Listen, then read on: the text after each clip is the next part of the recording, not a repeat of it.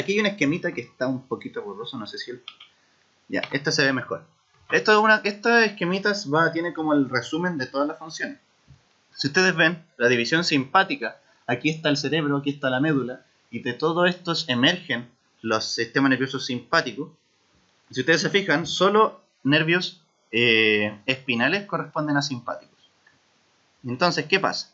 Que cuando hay una respuesta de huida, dilatamos la pupila, salivan menos, contraemos algunos vasos sanguíneos, pero excepto lo de los músculos, aumenta la frecuencia respiratoria, por lo tanto tenía que pasar más aire, por lo tanto la adrenalina relaja las vías respiratorias.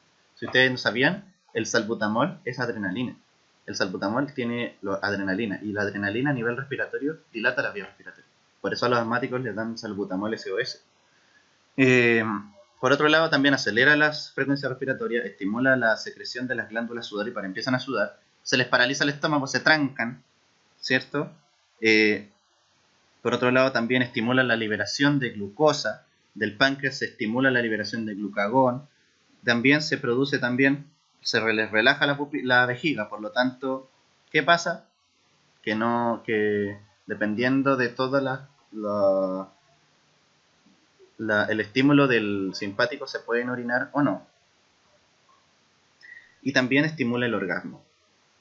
Y por otro lado, a nivel parasimpático, contrae las pupilas, estimula la salivación. Y si ustedes se fijan, el parasimpático está controlado ¿por quién? Por los nervios craneales y algunos nervios a nivel sacro. Fíjense qué interesante. Desde los nervios craneales emiten toda la regulación parasimpática hacia todo el resto del cuerpo. El nervio por excelencia, el nervio que corresponde a la relajación total del cuerpo, es el nervio vago. Si ustedes han escuchado por ahí, el nervio vago es el que se encarga de la relajación parasimpática de gran parte de su cuerpo, ya sea de musculatura como a nivel visceral. Eso más a nivel interno. Y esto es como un resumen que pueden ustedes ver en caso de respuestas de huida o lucha, que es división simpática, o respuestas de relajación como la parasimpática.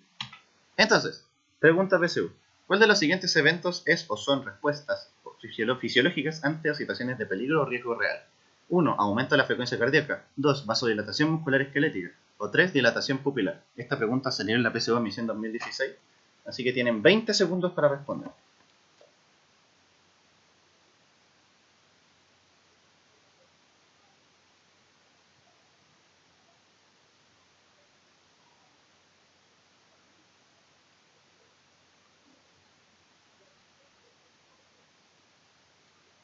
Chiquillos, la correcta son todas. Como ya hemos visto, estas tres funciones pasan por el sistema nervioso simpático. Si en el flight de saltar, lo aumenta su frecuencia cardíaca, se vasodilata la musculatura esquelética y se dilata la pupila.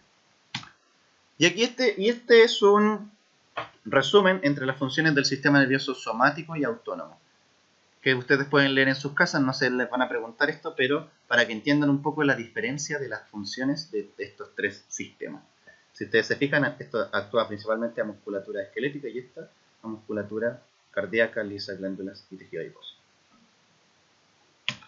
Entonces, chiquillos, esta tablita la pueden ver en su casa, no se preocupen.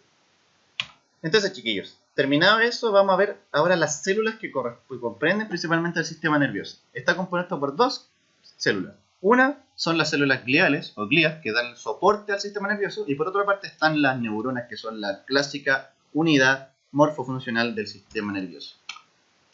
¿De qué se encargan las células gliales, por un lado? Una, mantienen la estructura de la célula, la reparan.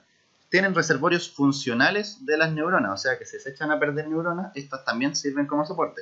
También sirven de barrera especializada y defensa inmunológica, o sea que las células gliales también tienen un componente de defensa hacia lo externo.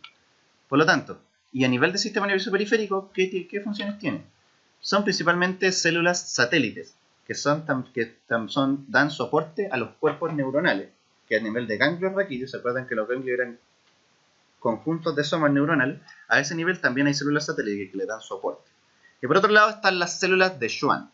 Y en las células de Schwann forman las vainas de mielina en el sistema nervioso periférico.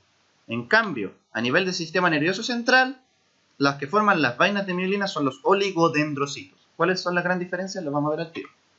Los astrocitos, después en el sistema nervioso central, son las células que le dan sostén, forman la barrera hematoencefálica y también les dan nutrición a las neuronas. También sale que hay equilibrios de potasio y metabolismo de neurotransmisores, pero eso no es tan importante para ustedes.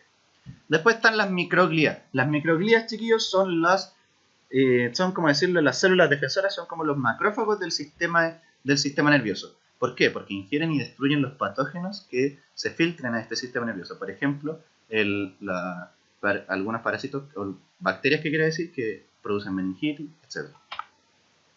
Y después tenemos las células ependimales o del epéndimo. El epéndimo, chiquillos, es un mínimo canal que hay a nivel medular y a nivel de cerebral correspondiente a unas cavidades que se llaman ventrículos. Dentro de esos ventrículos se va a producir el líquido cerebroespinal o líquido cefalorraquídeo. Entonces esas células espinales, ependimales, ¿qué quiere decir?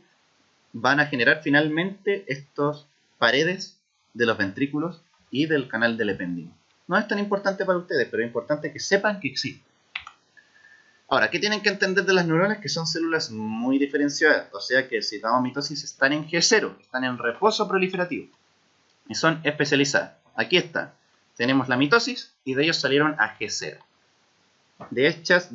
¿Por qué? Porque son especializadas en una función. Toda su maquinaria está hecha para cumplir cierta función. Ahora bien, si están diferenciadas, ustedes pensarían que no se pueden regenerar. Ahora, hay ciertas investigaciones hoy en día que ya han demostrado que hay cierta actividad de regeneración neuronal en ciertas zonas de su sistema nervioso, pero para ustedes tienen que saber que están en G0. ¿Cuál es la función? Producir, conducir y propagar el impulso nervioso a través de todo el sistema nervioso. ¿Qué corresponde a las neuronas? ¿Qué comprende? Principalmente dendritas, que son estos pelitos que están acá, que van a recibir finalmente un mensaje de otra neurona. El cuerpo neuronal o soma neuronal. El cuerpo neuronal o soma neuronal va a corresponder principalmente al núcleo más los corpúsculos de Nielsen, que no están nombrados acá, que finalmente van a producir todas las proteínas y neurotransmisores de la neurona. Está el axón, que es este largo cordón que va a conducir el impulso nervioso, y finalmente está la arborización terminal de la neurona, que va a contener los botones sinápticos donde se va a realizar la sinapsis, o sea, la transmisión del impulso nervioso. Vamos viendo de parte por parte.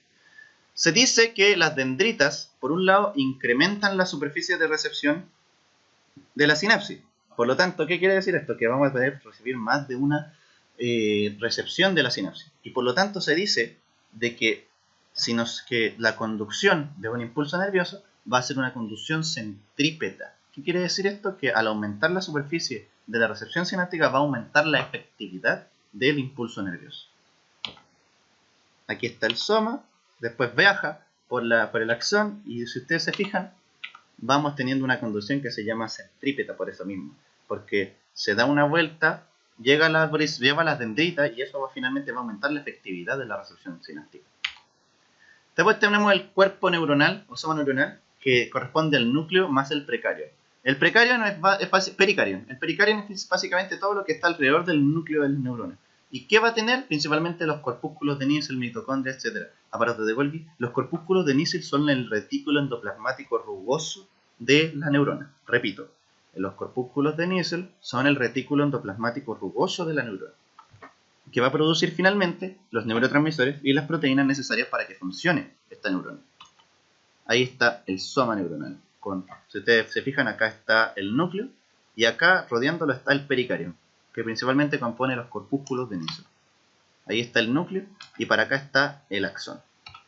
Entonces, chiquillos, las neuronas, chiquillos, los somas neuronales, la agrupación de somas a nivel del sistema nervioso periférico, corresponden a los ganglios. Aquí hay ganglios, por ejemplo. Y los conjuntos de somas en el sistema nervioso central, que son estas zonas negras que están acá, corresponden a los distintos núcleos. Son núcleos. Ganglios en el sistema nervioso periférico, que es el conjunto de somas, y núcleos en el sistema nervioso central, que corresponden principalmente a los somas. Ahí están las estructuras que ya les acabo de señalar. Entonces, ¿qué pasa con el axón? El axón, cada neurona solo tiene un solo axón.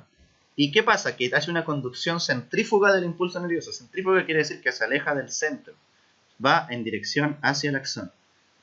Este axón es generalmente rodeado por una vaina de mielina. No son todas. No todas las neuronas, todos los axones tienen vainas de mielina. Pero la gran mayoría tiene vaina de mielina. La vaina de mielina tiene la función finalmente de aumentar la velocidad del impulso nervioso.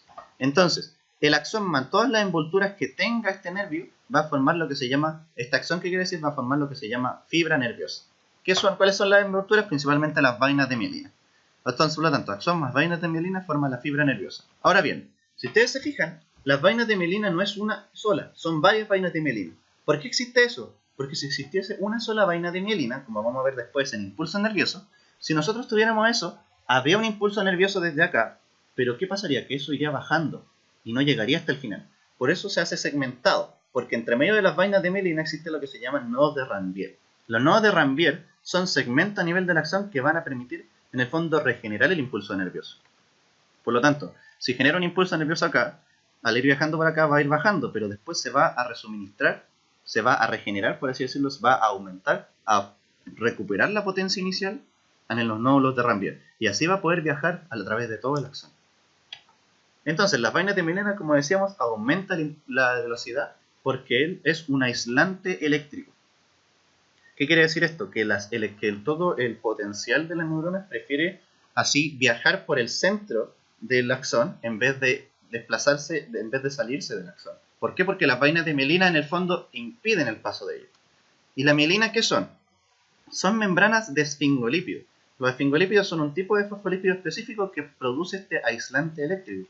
¿Quiénes los van a tener? Los oligodendrocitos en el sistema nervioso central y las células de Schwann en el sistema nervioso periférico. Ahí están las células de Schwann a nivel del sistema nervioso periférico con la mielina, que están formando las vainas de mielina. Y aquí adentro está el axón. Aquí tenemos otra imagen de lo mismo. Se fijan, la célula de Schwann en este caso se rodea el axón.